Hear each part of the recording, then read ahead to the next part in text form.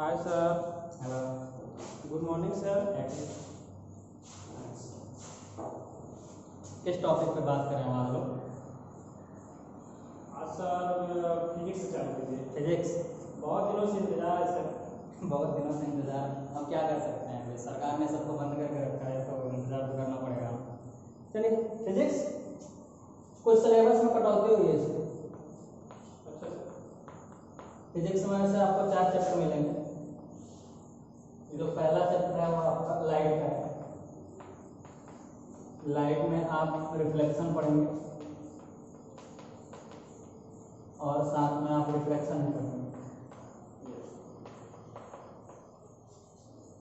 ये जो पहला चैप्टर है, इस पहले चैप्टर में आपके 2 टॉपिक काटे गए हैं। रिफ्लेक्शन होता है आपका मिरर से। मिरर मतलब कोई ग्लास होगा और एक तरफ से उसको पॉलिश कर दिया जाएगा तो एक आने वाली किसी भी किरण को रिफ्लेक्ट करेगी, अपने आप से परावर्तित करेगी। तो रिफ्लेक्शन मिरर से होता है और जो रिफ्लेक्शन होता है यह लेंस से होता है। लेंस मतलब कि जो वस्तु है वो पारदर्शी होती है, यानी कोई भी लाइट की रे आ रही है तो वो एक तरफ आ रही है तो दूसरी तरफ जाएगी और जाते समय अपने मार्ग को चेंज कर लेगी। तो रिफ्लेक्शन लेंस से होगा और रिफ्लेक्शन मिरर से होगा। इनमें से 2 टॉपिक हटाए गए हैं। मिरर और लेंस का इसकी जो आवर्धन क्षमता होती है, मैग्निफिकेशन, आवर्धन क्षमता, ये इसमें से निकाला गया था चैप्टर में से। और लेंस का भी जो पावर होता है, पावर ऑफ लेंस, वो निकाला गया है। यानी कि पहले चैप्टर में फिजिक्स के लाइट के रिफ्लेक्शन और रिफ्रैक्शन से 2 टॉपिक निकाले गए हैं। मिरर में से मैग्निफिकेशन निकाला गया है और लेंस में से लेंस का पावर निकालने के लिए उसे हटाया गया है। Power is equal to 1/EF वाला जो फॉर्मूला यूज करके हम लोग उसका पावर निकालते थे, उसे हमें यूज नहीं करना। और यहाँ पे मैग्निफिकेशन यानी कि EM is equal to I/O is equal to -V/U, ये जो फार्मूला यूज करते थे हम लोग, ये फार्मूला हमें नहीं पढ़ना है क्योंकि यह आवर्धन क्षमता का सूत्र है। सिलेबस कम किया गया है ताकि स्टूडेंट को लोड ना पड़े ज़्यादा और वो आराम से कवर कर पाए। तो पहले चैप्टर में से 2 चीज़ें निकाली गई हैं, एक आवर्धन क्षमता, दूसरा लेंस की क्षमता।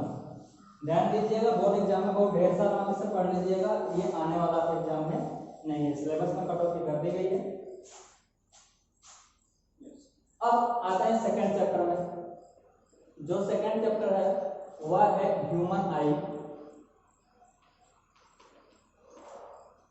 और साथ में कलरफुल वर्ल्ड,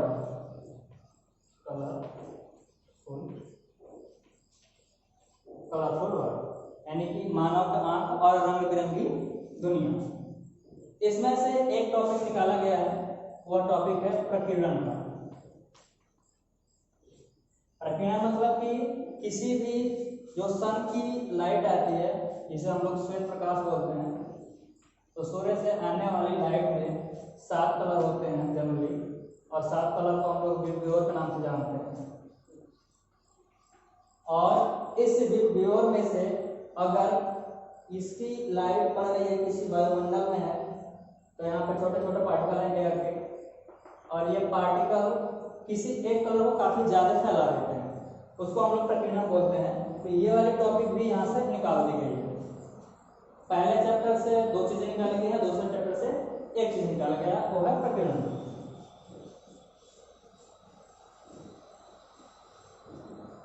तीसरा जो चैप्टर है फिजिक्स में वह है इलेक्ट्रिसिटी का। और इलेक्ट्रिसिटी में लगभग न के बराबर चैप्टर निकाला गया, कोई भी टॉपिक यहाँ से निकाला नहीं गया है।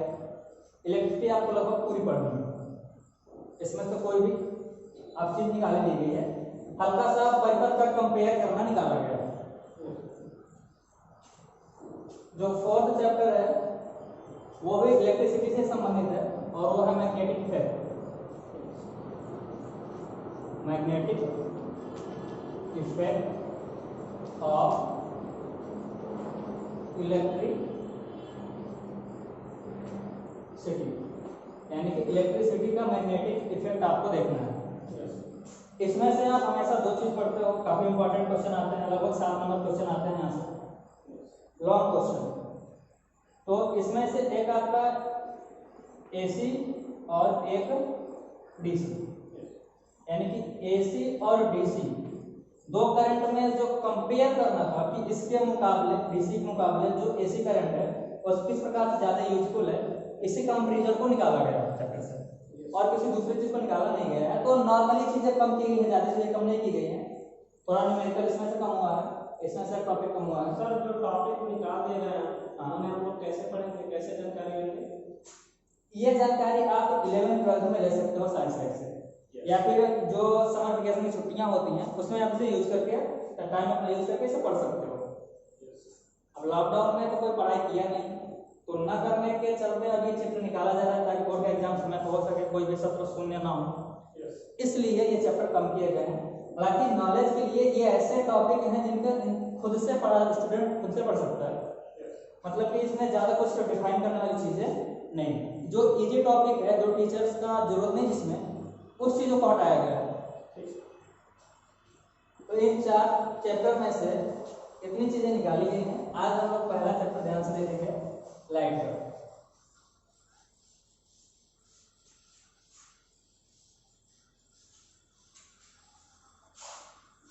वैसे फिजिक्स काफी मजेदार सब्जेक्ट है, मजा आ जाता है पढ़ के इसको। सबसे पहले हम लोग लाइट के बारे में पढ़ते हैं।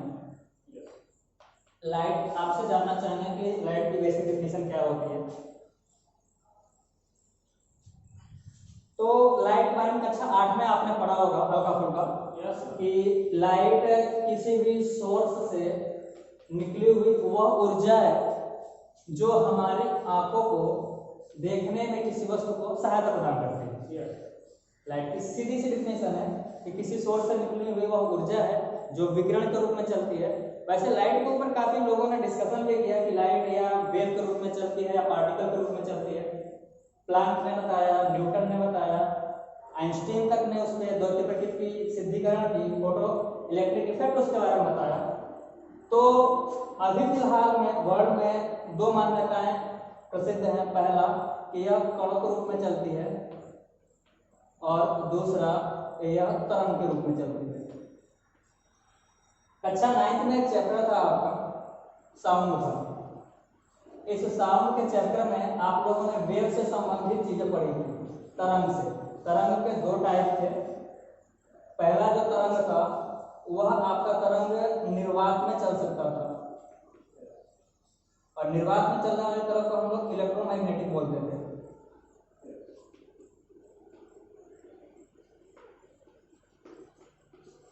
और जो दूसरा था वो मैकेनिकल था। हाँ, तो ये जो आपकी यांत्रिक तरंग है, यह यांत्रिक तरंग को चलने के लिए आपको माध्यम चाहिए, जबकि इलेक्ट्रोमैग्नेटिक जितनी वेव्स होती हैं उनको चलने के लिए किसी मीडियम की आवश्यकता नहीं होती। जैसे कि सनरेज आती है हमारे पास, तो सनरेज आते समय यहाँ पे कोई मीडियम नहीं उपस्थित होता, यहाँ पे निर्वात होता है,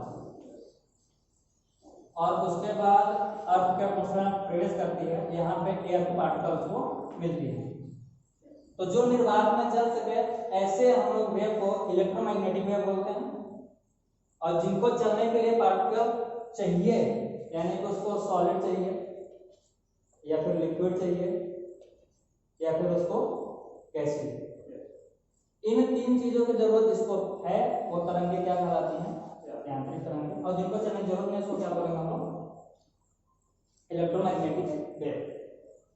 तो जो सन की लाइट आती है, तो सन की लाइट वेव के रूप में भी आती है और पार्टिकल के रूप में। दोनों क्वालिटी सन की लाइट में होती है, इसलिए हम लोग ये कहते हैं कि सन की लाइट में डबल नेचर है, 2 प्रकृति है, द्वैतिक प्रकृति है।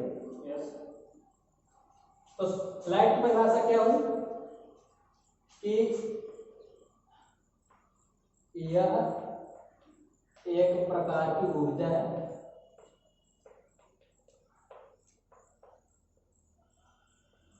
जो हमारी आंखों में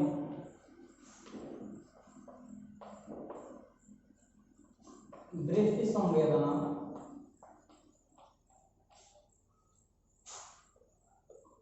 उत्पन्न करती है।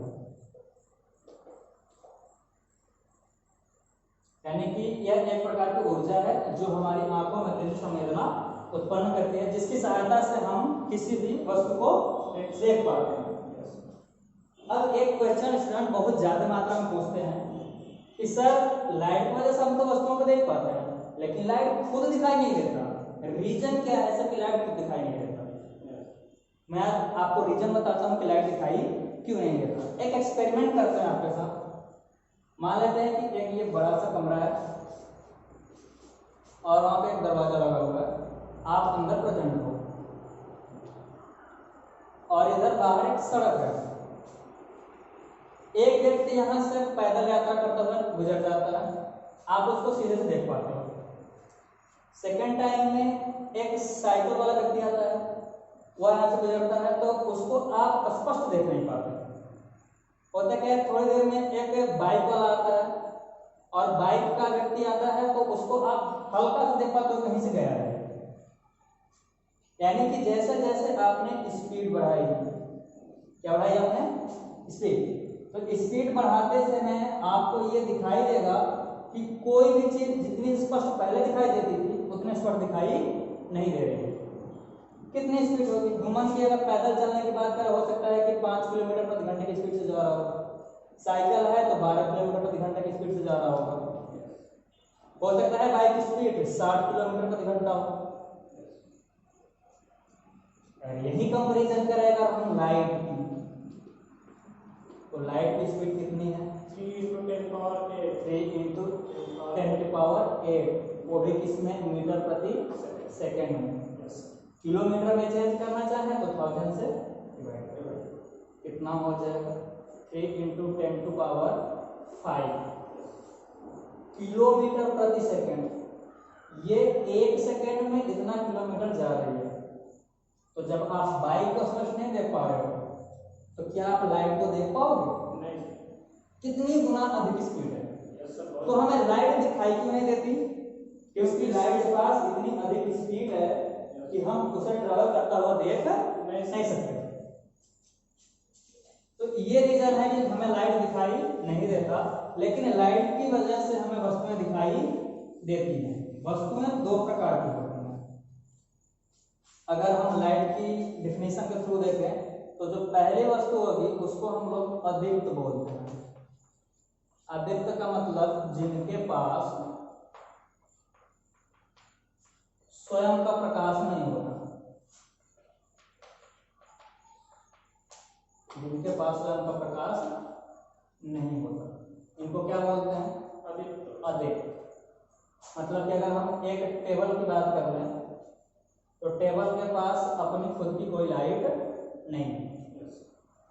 अगर हम किसी ह्यूमन की बात कर लें तो ह्यूमन के पास भी खुद की लाइट नहीं है। देखा क्या कभी किसी इंसान को अंदर से एनर्जी निकाल रहा है, वो भी विकिरण के रूप में? जुगनू की बात नहीं कर रहा हूँ। दूसरा, वो वस्तुएं जिनके पास खुद की लाइट होती है उनको क्या बोलते हैं? प्रदीप्त बोलते हैं। इसके एग्जाम्पल में आप सबसे बड़ा एग्जाम्पल ले सकते हो किसका? सन का ले सकते हो। इलेक्ट्रिक बल्ब जलता है तो खुद दिखाई देता है। तो वे वस्तुएं जिनके पास सन का प्रकाश नहीं होता उनको क्या बोलते हैं? अदीप्त बोलते हैं। और जिनके पास सन का प्रकाश होता है उनको क्या बोलते हैं? प्रदीप्त बोलते हैं। तो पूरे दुनिया में जितनी भी वस्तुएं हैं सबको 2 भागों में क्वालिफाई कर सकते हैं हम लाइट के थ्रू। ये समझ में आया क्या? Yes sir. आगे है इस लाइट की कुछ मूवमेंट के बारे में हमें जानना है, जिसको चैप्टर में हाईलाइट करके टॉपिक के रूप में लिखा गया है। और फर्स्ट है इस लाइट का रिफ्लेक्शन। लाइट के रिफ्लेक्शन की बात करें तो उससे पहले आपको माध्यम के बारे में जानना है कि माध्यम क्या चीज होता है। माध्यम क्या चीज, मीडियम क्या है? माध्यम का मतलब ये होता है कि किसी भी वस्तु को एक जगह से दूसरे जगह तक पहुंचने के लिए जहां से होकर गुजरना पड़ता है, जिस साधन से होकर जाना होता है, उसे हम लोग क्या नाम देते हैं? माध्यम। माध्यम नाम देते हैं। अगर आपके देहात का एग्जाम्पल है तो भैया यहाँ पे कॉम्पेंसर स्टार्ट कर दो, ट्यूबवेल स्टार्ट कर दो। अगर आपने यहाँ से यहाँ तक कोई पाइप नहीं लगाया बड़ा सा, तो यहाँ से जो भी वाटर निकलेगा यहाँ तक पहुँचेगा क्या? नहीं पहुँचेगा। तो ये जो पाइप है इस ट्यूबवेल से इस फील्ड तक क्या डिस्टेंस तय कर रहा है जल के। अब जल यहाँ से निकलेगा और पाइप के थ्रू यहाँ तक आपके खेत में पहुँच जाएगा। ये पाइप क्या हुआ यहाँ पे? माध्यम। माध्यम क्लियर है क्या होता है? यानी किसी भी चीज को चलने के लिए या फिर किसी चीज को होने के लिए जो साधन चाहिए होता है उसी को हम लोग क्या नाम देते हैं? माध्यम नाम देते हैं। रिफ्लेक्शन की परिभाषा जानने से पहले आपको माध्यम बताया। अब रिफ्लेक्शन देखिए क्या होता है। रिफ्लेक्शन का मतलब ये होता है कि अगर लाइट आ रही है उसको वापस उसी दिशा में मोड़ देना। कहीं से लाइट आ रही है, कोई चीज रख दो रास्ते में जिसका सरफेस चिकना हो, तो लाइट आएगी और उस सरफेस से टकरा के वापस चली जाएगी। उस चीज को क्या बोलेंगे हम? रिफ्लेक्शन। डायग्राम समझते हैं। एक ग्लास लिया और ग्लास को काट करके हमने उसके एक सतह पे पॉलिश कर दिया। पॉलिश किससे करते हैं? याद रखना, किससे पॉलिश करते हैं हम लोग ग्लास को? सिल्वर से। किससे पॉलिश करते हैं? सिल्वर से।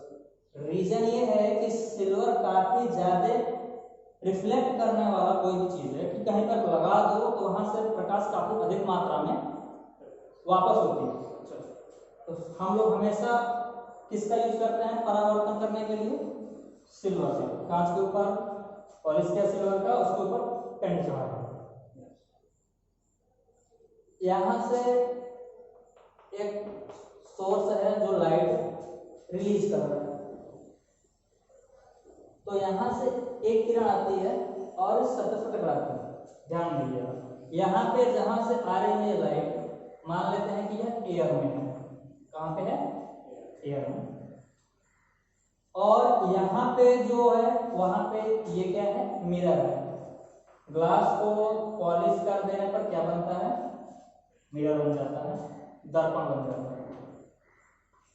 और ये जो रिफ्लेक्शन की घटना है वो किससे संबंधित है? दर्पण से ही संबंधित है, मिरर से संबंधित है। समझ में आ रहा है? यस। रिफ्लेक्शन किससे होगा? दर्पण से होगा, यानी कि मिरर से होगा। तो लाइट आई किस मीडियम से आई? एयर से। मीडियम कैसे डिसाइड करेंगे कि एयर से आ रही है या यहाँ पे हवा है, कोई भी चीज दिखाई नहीं दे रहा, तो क्या समझोगे? क्या है यहाँ पे? एयर है। आंखों से विजिबल नहीं होता है, लेकिन ये आपको सॉलिड दिख रहा है। क्या दिख रहा है? मीन्स कि यहाँ पे पार्टिकल दूर दूर है, यहाँ पार्टिकल कैसे हैं? पास पास। यस। तो एयर आ रही थी, मार्ग में उसका रुकावट आ गई। जितने दूर दूर कण थे यहाँ पे, तो ये आसानी से ट्रेवल कर रहे थे, लेकिन पार्टिकल जब एकदम पास पास आ गए तो इसने ट्रेवल करना बंद कर दिया। अब इसको ऐसा ही चाहिए था, लेकिन इधर हमने सिल्वर लगा कर रखा था, तो ये आगे के रास्ते से बिल्कुल नहीं जाएगी, ये वापस उसी माध्यम में रिटर्न हो जाएगी। यानी कि एयर में आई और एयर के बीच में कुछ हमने सॉलिड रखा था जो कि काफी चिकना था। इससे जैसे ही टकराती है ये अपना मार्ग वापस रिटर्न कर लेती है, वापस एयर में चली जाती है। ये भी जो फिनोमिना है ना, वो क्या कहलाता है? रिफ्लेक्शन। क्या कहलाता है? समझिएगा ध्यान से। जब प्रकाश की किरण एक माध्यम से आती है और उसी माध्यम में रख के किसी चिकने सतह से टकरा कर वापस लौट जाती है, यह प्रक्रिया क्या कहलाती है? रिफ्लेक्शन। और छोटा परिभाषा, प्रकाश की किरण माध्यम में रखे चिकने सतह से टकरा कर उसी माध्यम में वापस लौट जाती है, उसकी यह क्रिया क्या कहलाती है? प्रकाश का परावर्तन। परावर्तन के दो नियम हैं। कितने नियम परावर्तन के? दो नियम हैं। तो दोनों नियमों में जो पहला नियम है वह है कि यहाँ पे जो किरण है आपतित, थोड़ी डिफिनेशन देख लेते हैं पहले। जो किरण सोर्स से आती है इस किरण को हम लोग नाम देते हैं आपतित किरण क्या नाम देते हैं? आपतित किरण। आपतित किरण। जो किरण वापस जाती है इसको क्या देते हैं नाम? परावर्तित किरण। हाँ, परावर्तित किरण। कंफर्म हो रहा है? Yes sir. आने वाली किरण को क्या नाम दिए? आपतित किरण। और जाने वाली किरण को क्या नाम दिए? परावर्तित किरण। और आपने परपेंडिकुलर का तो नाम सुना ही होगा। हाँ यस सर। किसी भी सरफेस पे 90 डिग्री बनाने वाली कोई भी लाइन क्या कहलाती है? परपेंडिकुलर कहलाती है। तो इसका एंगल नापने के लिए हमने इस पूरे सरफेस पे एक 90 डिग्री बनाती हुई लाइन खींच दिया और इसको हम लोग नाम देते हैं क्या? अभिलंब। अभिलंब नाम इसलिए दिया क्योंकि जहां पे ये किरणें गिरती हैं सेम उसी बिंदु उसी पॉइंट पे इस लंब को हम लोग खींचते हैं। लंब तो आप यहाँ पर भी खींच सकते हो, लेकिन हो सकता है कि ये लाइट यहाँ पे नहीं गिर के यहाँ पे गिर रही हो। तो लाइट वाले पॉइंट पे गिरने के कारण इसका हम लोग नाम क्या देते हैं? अभिलंब। नॉर्मल बोलते हैं। जिस पॉइंट पे ये किरण गिरती है इसको हम लोग नाम देते हैं आपतन बिंदु। क्या नाम देते हैं? आपतन बिंदु। और जिस सरफेस से यह रिफ्लेक्ट होती है उस सरफेस को हम लोग परावर्तक सतह बोलते हैं। इस सतह को नाम क्या देंगे हम? परावर्तक सतह। कुछ समझ में आ रहा है? यस। यानी कि जहां से सोर्स है वहां से लाइट आ रही है तो उस लाइट को हम लोग क्या नाम देंगे? उस किरण को क्या नाम देंगे? आपतित किरण। वैसे तो किरणें ढेर सारी आती हैं लेकिन हम एक किरण को लेकर के इस फिनोमेना का अध्ययन कर रहे हैं। यस। आपतित किरण आने वाली किरण को, जाने वाली किरण को परावर्तित किरण, और जहां पे गिरेगी वहां पे खींचा गया लंब क्या कहलाएगा? अभिलंब। किरणें जहां पर गिरती हैं उस पॉइंट को क्या बोलते हैं? आपतन बिंदु बोलते हैं। और जिस सतह पर गिरते हैं उसे क्या बोलते हैं? परावर्तक सतह। तो जो रूल्स हैं परावर्तन के, जो नियम हैं, लॉ ऑफ रिफ्लेक्शन, दो नियम हैं परावर्तन के। जो पहला नियम है परावर्तन का वह ये बोलता है कि ये जो आपतित किरण है और जो परावर्तित किरण है और इनके मिड पॉइंट पे जो खींचा गया अभिलंब है, तीनों को तीनों एक ही सरफेस में होंगे। यस। ये फर्स्ट रूल है कि आपतित किरण और परावर्तित किरण और इस आपतन बिंदु पर खींचा गया ये अभिलंब तीनों किस सरफेस में होंगे? सिंगल सरफेस में होंगे। यानी पहला रूल क्या बोलेगा? आपतित किरण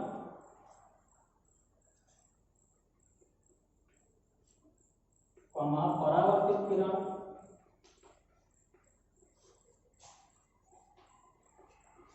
तथा आपतन बिंदु पर, किस पर? हर जगह पे नहीं, ध्यान देना इस शब्द का। आपतन बिंदु पर खींचा गया अभिलंब, हाँ, खींचा गया अभिलंब तीनों एक ही तल में होते हैं सतह। हाँ, तीनों एक ही तल में होते हैं। बहुत पूछा जाता है ये क्वेश्चन। तो बताओ कि रिफ्लेक्शन का फर्स्ट लॉ क्या होता है? सीधा बोलना के साथ जो ये इंसिडेंस रे है यानी आपतित किरण है और परावर्तित किरण और आपतन बिंदु पर ये विलंब है, तीनों किस सरफेस में होंगे? सिंगल सरफेस में होंगे, एक ही तल में होंगे। दूसरा नियम देखते हैं, काफी इंपॉर्टेंट नियम है, ध्यान से समझना। ये जो अभिलंब है इसके साथ आपतित किरण जो कोण बनाती है इस कोण को हम लोग आपतन कोण बोलते हैं। क्या बोलते हैं इसे? आपतन कोण। आई से दिखाते हैं, एंगल आई बोलेंगे। इसलिए क्योंकि इस किरण को हम लोग इंसिडेंस रे बोलते हैं और इंसिडेंस की फर्स्ट स्पेलिंग किससे स्टार्ट होती है? आई से, इसलिए इसका नाम क्या है? कोण आई। और रिफ्लेक्टिव रे का स्पेलिंग आर से स्टार्ट होता है, इसलिए जो परावर्तन कोण होता है उसको किससे दिखाते हैं? कोण आर से। कहने का मतलब ये है कि अभिलंब और परावर्तित किरण के बीच में बनने वाला कोण क्या कहलाएगा? परावर्तन कोण। जो सेकंड रूल है लाइट का, जो सेकंड रूल है ये परावर्तन का, वो इन दोनों एंगल पे बेस्ड है। मतलब कि नियम ये बोलता है दूसरा कि जो ये आपतन कोण है, आपतन कोण, इसका अनुपात जो होगा परावर्तन कोण के साथ,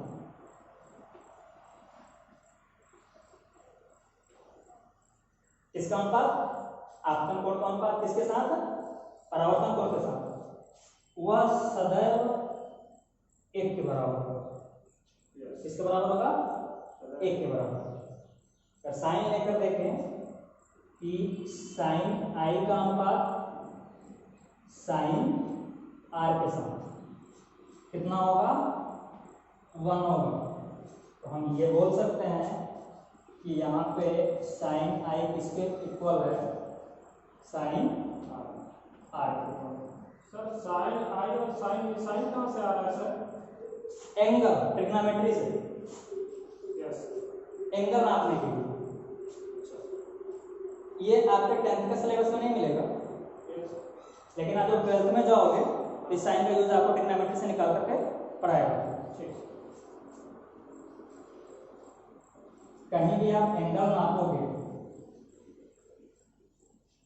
तो जो एंगल फिक्स होता है उसके लिए हम कॉस का यूज करते हैं, नहीं पता होता उसके लिए किसका यूज करते हैं?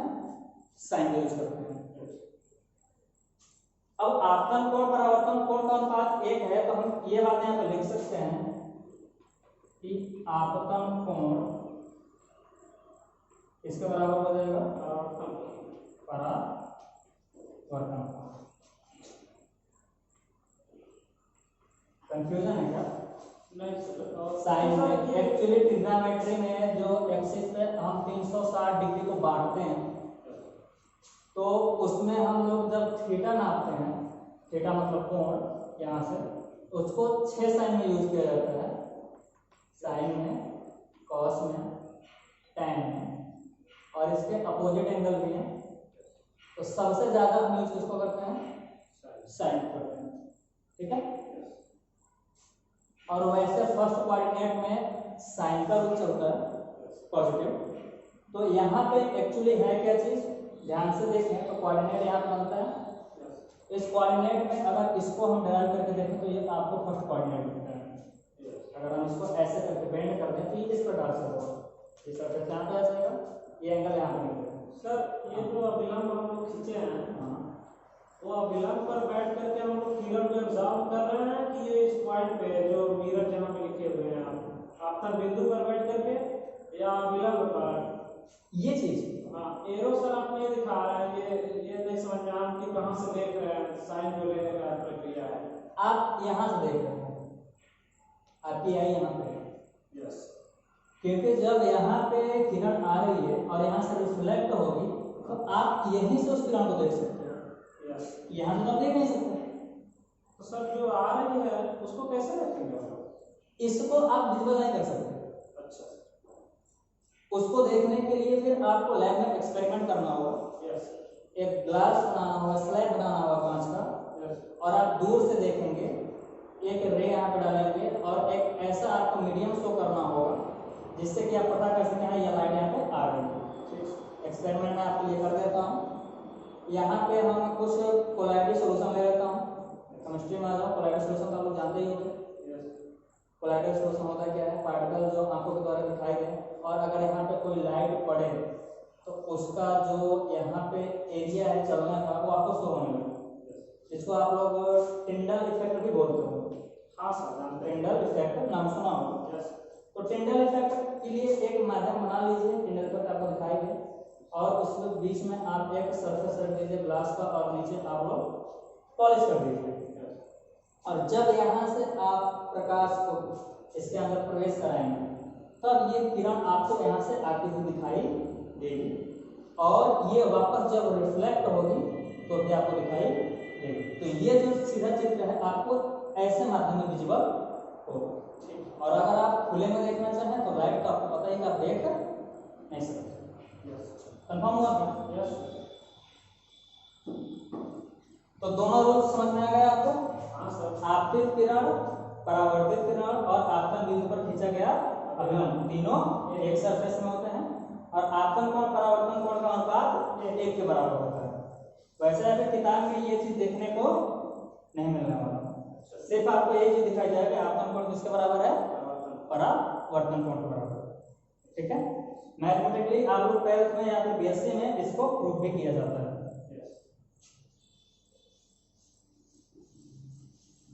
तो परावर्तन के कितने रूल हुए? दो। रिफ्लेक्शन तो पता होगा ना क्या होता है? Yes sir. प्रकाश का माध्यम में रखे हुए किसी सरफेस का टकराव कर वापस उसी माध्यम में लौट जाना क्या कहलाता है? रिफ्लेक्शन। यूज देखें क्या लाइट में? देखना चाहोगे? यस। काफी मजेदार एग्जांपल है लाइटनेस के, और इतने मजेदार कि आपको हमेशा याद रहेगा कि रिफ्लेक्शन होता कैसे। आइए देखते हैं कि रिफ्लेक्शन के एग्जांपल क्या क्या मिलेंगे। जो फर्स्ट एग्जांपल है वह दुनिया का सबसे बड़ा एग्जांपल है किसी भी चीज के लिए, जिसकी वजह से दुनिया दिखाई देती है आपको, मतलब कि वस्तुओं का दिखाई देना। इसका एग्जांपल पढ़ रहे हैं आप? रिफ्लेक्शन। वस्तुओं का दिखाई देना। आपको कोई भी वस्तु अगर दिखाई देती है तो रीजन क्या है? दिखाई देने का परावर्तन। ओके, सपोज करो कैसे वस्तु दिखाई देना कैसे संभव है, तो आपको ये इतनी नॉलेज तो होगी ही। सर किरण जो हमारे आंखों में आती है, प्रकाश की किरण जो आती है जी, तो वो रिफ्लेक्ट होकर जाती होगी तभी तो वस्तु दिखाई देगी। तो किरण हमारी आंखों पर पहले नहीं आती, पहले वस्तु पर पड़ती है। देखते हैं आप, ये सोर्स है लाइट का और यहाँ पे एक वस्तु रखी हुई है। मान लीजिए कि यहाँ पे कोई बुक रखी हुई है, कोई ईंट रखी हुई है, ये सरफेस। अब रिफ्लेक्शन के लिए ये जरूरी नहीं है कि ये सरफेस एकदम चिकना ही हो, खुरदुरा भी हो सकता है। दो कंडीशन होगा रिफ्लेक्शन का, देख लेते हैं। रिफ्लेक्शन में कंडीशन कितनी होंगी? दो। सतहें दो टाइप की हो सकती है ना जी? यस।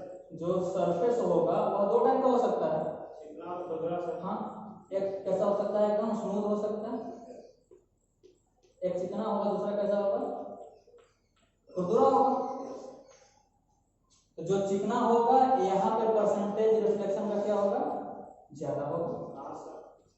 और जहाँ पे सरफेस आपको कैसा मिलेगा? खुरदुरा, वहां पे जो परसेंटेज होगा और रिफ्लेक्शन का कैसा होगा? कम होगा, लेकिन रिफ्लेक्शन होगा। ठीक है, तो वस्तुओं का दिखाई देना किसका एग्जांपल है? रिफ्लेक्शन। रिफ्लेक्शन। हम लोग रिफ्लेक्शन का एग्जांपल देते हैं। किसी भी वस्तु का दिखाई देना किसके ऊपर डिपेंड है? रिफ्लेक्शन के ऊपर। यहाँ से लाइट आती है और ये लाइट यहाँ से रिफ्लेक्ट होकर कहाँ जाती है? हमारी आंखों के पास, और आंखों के रेटिना पर क्या बनता है? इसका इमेज बनता है। इमेज। ये आप सेकंड चैप्टर में पढ़ोगे ह्यूमन आई के बारे में। इस फिनोमेना में देखते हैं लाइट आ रही है और आने के बाद पहले यहाँ पे आई, यहाँ से टकराई, परावर्तित हुई, आंखों के पास गई, तब जाकर हमको ये दिखाई देगी। ये उन वस्तुओं के लिए है जिनके पास खुद की लाइट नहीं, मतलब ये वस्तुएं कैसी हैं? अविकृत हैं। ठीक है, सन हमको डायरेक्टली दिखाई दे रहा है क्योंकि इसके अंदर से लाइट आती है। अब इसके लाइट में कितने कलर होते हैं? इसके लाइट में वैसे इसकी लाइट की बात करें तो वैज्ञानिकों ने बहुत ज़्यादा डिफाइन किया है।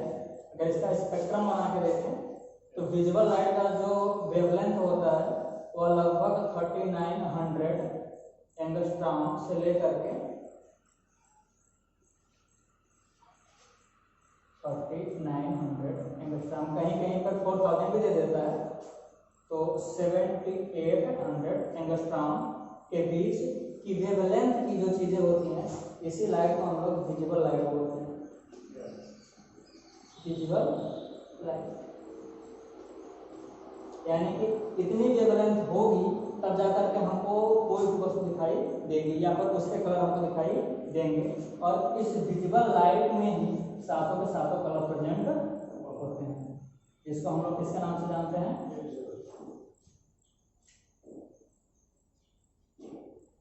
विबग्योर। बैजनिया पिनावा बोलते हैं हिंदी में। विबग्योर याद रखो ताकि अच्छा रहे आपको। एक्चुअली ये वायलेट कलर है, Indigo, blue, green, yellow, orange और रेड। इससे इधर जाने पर वेवलेंथ और कम हो जाती है। तो इस एरिया की जो लाइट होती है, सन से निकलने वाली जो रेडिएशन होती है, विकिरण होती है, वायलेट के कम साइड में गए, वायलेट के पहले गए, तो इसको हम लोग क्या नाम देते हैं? Ultraviolet. क्या नाम देते हैं? Ultra violet. हिंदी में क्या बोलते हैं? परा बैगनी। क्या बोलते हैं? बैगनी से परे है, क्या नाम दिया? वायलेट से पहले तो क्या नाम दिया? परा बैगनी। रेड से आगे जाते हैं तो इंफ्रारेड नाम देते हैं। क्या नाम देते हैं? इंफ्रारेड। रेड का मतलब होता है कैसा? लाल। और लाल क्या होता है हमारा? रक्त। क्या नाम होता है? रक्त हमारा लाल होता है। और रक्त से आगे की तरफ गए तो हम इसको हम लोग नाम देते हैं अवरक्त। क्या नाम देते हैं? अवरक्त। तो रेड से आगे तरफ ले जाएंगे तो इंफ्रारेड, वायलेट से कम दूर जाएंगे तो कंफर्म। थोड़ी जानकारी और दे देता हूँ। इधर एक्स रे जाती हैं और इधर गामा रे जाती हैं, ठीक है? इधर आपकी इंफ्रारेड IR रेडिएशन आता है, उसके बाद यहाँ पे माइक्रोवेव्स आती हैं, और भी आगे तरफ में जाओगे तो यहाँ पे रेडियो वेव्स आएंगी, और भी आगे जाओगे तो यहाँ पे लॉन्ग रेडियो वेव्स आएंगे। ये सन से निकलने वाली रेडिएशंस का पार्ट है, जिनको अलग अलग क्लासिफिकेशन किया गया है। हेनरी बैकलॉन ने इसको खोजा था रेडियो एक्टिविटी की वजह से, एक्सरे पर आपके ने खोजा था, इधर विलियम हसल ने खोजा था इनको। और इधर जो रेडियो की खोज करने वाले थे, रेडियो खोज करने वाले वैज्ञानिक का नाम? Radium sir. Radio sir. Radium नहीं, रेडियम तो एक्टिवेट है ना, रेडियो एक्टिविटी में आता है। रेडियो खोज करता सर होमवर्क है। यस। सब हमें बताते हैं, आप क्या पता करते हो? अगले लेक्चर में आपको बताना पड़ेगा। Yes sir. हाँ, ये इरेज कर दिया मैंने। तो लाइट यहाँ से अगर आ रही है तो किसी वस्तु पढ़ने के बाद हमारे यहाँ पर पास आई। तो जब रिफ्लेक्ट हुई तब हमको दिखाई दी। सारी वस्तुओं के साथ यही कंडीशन होती है कि वस्तु के ऊपर सर की लाइट पड़ेगी और उसके बाद हमारी आंखों के पास आएगी, तब जाकर हमको वस्तु दिखाई देगी। तो दुनिया में वस्तुओं का दिखाई देना किस फिनोमेना के थ्रू प्रूफ हुआ है? रिफ्लेक्शन। और बिना इसके आप कैसे हो? अंधे हो। साथ में एक बात आप और बताना चाहेंगे कि 7 कलर में से 6 कलर को ये वस्तु एब्जॉर्व कर लेती है, एक कलर को एब्जॉर्व नहीं कर पाती। तो जिस कलर को एब्जॉर्व नहीं कर पाती वही क्या होती है? रिफ्लेक्ट होती है और वही हमारी आंखों तक पहुंचती है। सपोज करो कि हमने अगर विबग्योर की बात की, तो विबग्योर में से अगर इसमें ब्लू कलर को एब्जॉर्व नहीं किया तो ब्लू कलर की किरण ही हमारी आंखों के पास आई, इसलिए इस वस्तु का कलर कैसा हो जाता है? ब्लू हो जाता है। मतलब कि दुनिया में जितनी भी वस्तुएं हैं वह कैसी हैं? कलरलेस हैं। कैसी हैं? कलरलेस। मतलब कि सारा खेल किसके अंदर है? इस लाइट के अंदर है। सारे कलर किसमें हैं? इस कलर में। अब बोलोगे कि सर यहाँ पे ब्लैक तो है नहीं, तो फिर हमको ब्लैक कैसे दिखाई देता है? ब्लैक का मतलब ये होता है कि सातों के सातों कलर ये क्या कर लेता है? एब्जॉर्व कर लेता है। एक भी कलर छोड़ता नहीं कि हमारे यहाँ पास पहुंच जाए। जब एक भी कलर हमारे पास पहुंचेगा नहीं तो हमको कुछ दिखाई नहीं देगा, जिसको हम लोग नाम क्या देते हैं?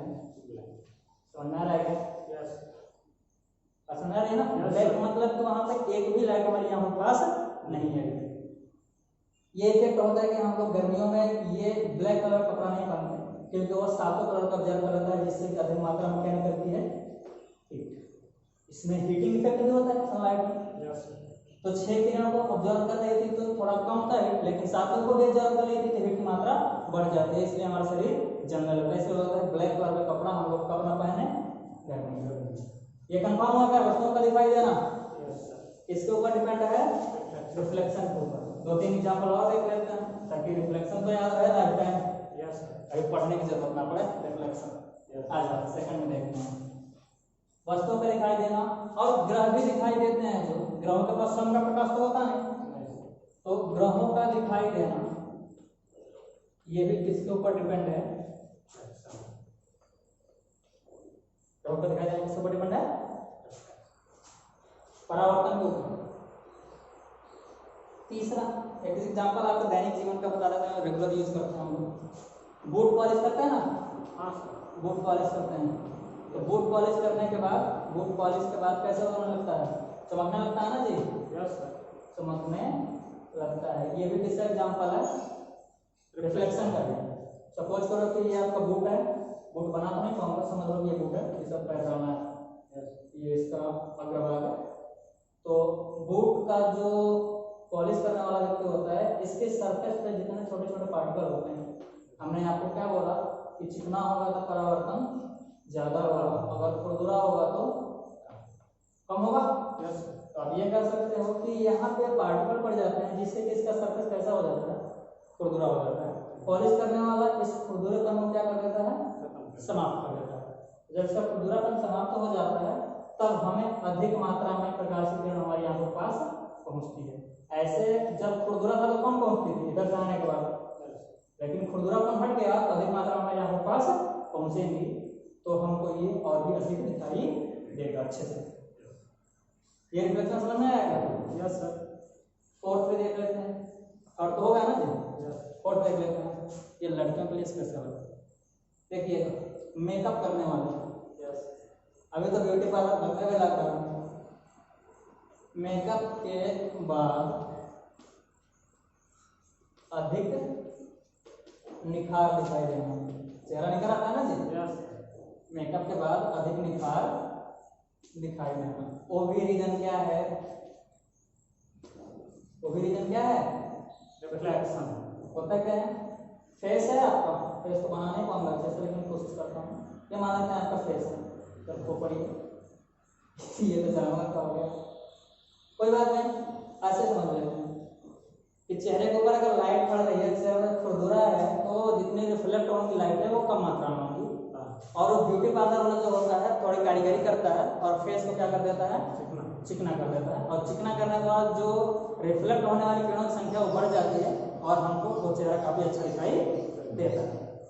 ये भी रीजन क्या था, रिफ्लेक्शन। तो ये चारों एग्जांपल्स आप ये याद कर सकते हो कि आप लोग किसको जानते हो, रिफ्लेक्शन को जानते हो। इससे आगे का टॉपिक हम लोग अगले लेक्चर में पढ़ेंगे, इसको रिवाइज कीजिएगा, और रिवाइज करने के बाद अगली बार हम फिर से मिलेंगे। उम्मीद करेंगे कि इससे ज़्यादा और एनर्जी से पढ़ा सकूँ आपको। Thank you very much. Thanks sir.